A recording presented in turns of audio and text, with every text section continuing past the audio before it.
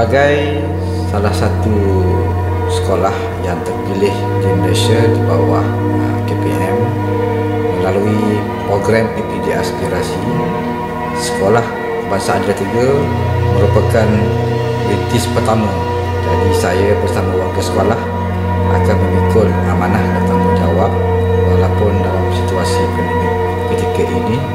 Namun begitu, kami akan terus menetapkan matlamat kami untuk melaksanakan program-program tersebut.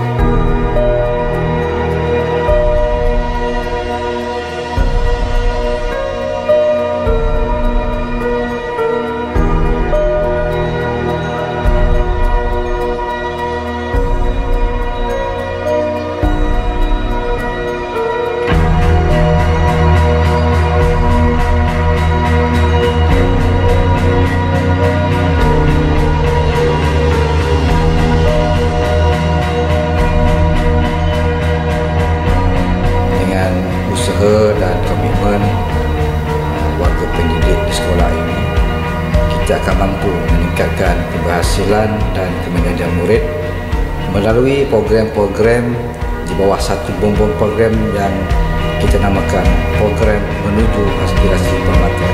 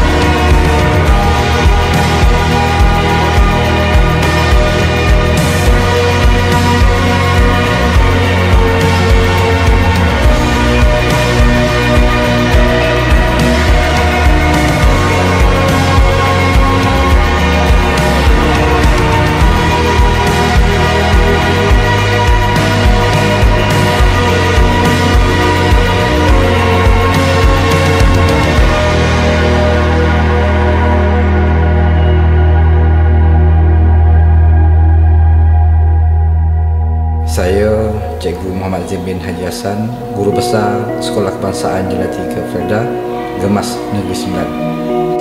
Dengan kekuatan guru seramai 22 orang, 4 orang kaki tangan asuhan dan juga seramai 270 orang murid.